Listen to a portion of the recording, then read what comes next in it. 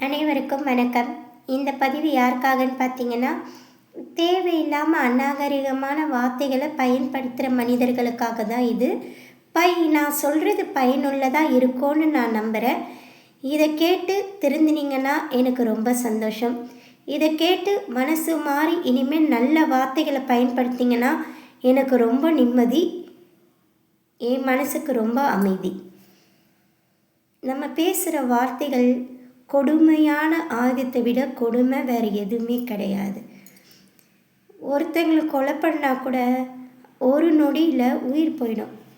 அதையே நம்ம பேசுகிற வார்த்தைகள் நம்ம கொலை பண்ணுறதுக்கு பயன்படுத்துகிற ஆயுதத்தை விட மோசமானது.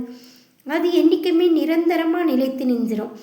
நம்ம கல்வெட்டில் பயன்படுத்துகிற எழுத்துக்கள் மாதிரி தான் மனசில் நம்ம பேசுகிற வார்த்தைகள் கல்வெட்டு மாதிரி மனசில் பதிஞ்சிரும்.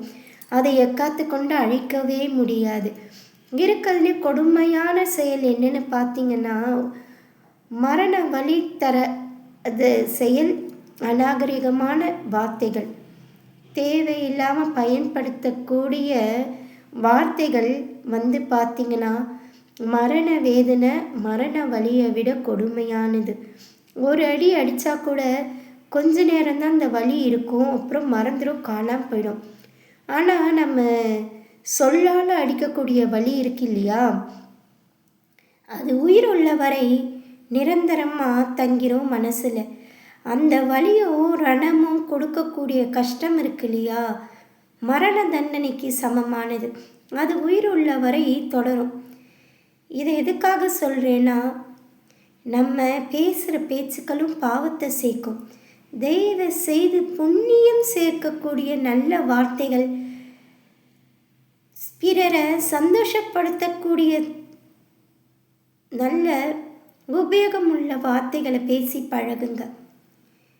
ஒரு பொருளை கொட்டிட்டா அள்ளிலாம், சொல்ல கொட்டினா அள்ளவே முடியாது. தயவு செய்து யார் மனசையும் நோக்கடித்து வாழ்கிறது வாழ்க்கை இல்லை. அநாகரிகமாக பேசுறது கௌரவம் நீங்கள் நினைக்கலாம். ஆனால் அநாகரிகமான பேசுகிறது உங்களுக்கு பாவ செயல், அதை கேட்குறவங்களுக்கு மரண வேதனையான செயல். இந்த பதிவை பார்த்தாச்சு நிறைய பேர் திருந்துங்க.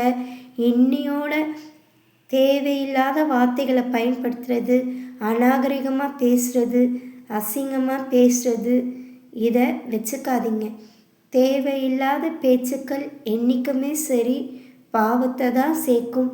அதுவும் பாவ செயல்தான். யோசித்து பாருங்கள். நான் சொல்கிறத சிந்திங்க. இனிமேலாச்சு உங்கள் வாயிலேருந்து வர வார்த்தைகள்னால மற்றவங்களுக்கு பயனுள்ளதாக இருக்கட்டும், மற்றவங்க மனசை சந்தோஷப்படுத்துகிறதா இருக்கட்டும். இனிமேலும் நீங்கள் மற்றவங்கள வாழ்த்தி பழகுங்க. நீங்கள் பேசின பேச்சால் சேர்க்கப்பட்ட பாவங்கள் கழியும். நன்றி, வணக்கம்.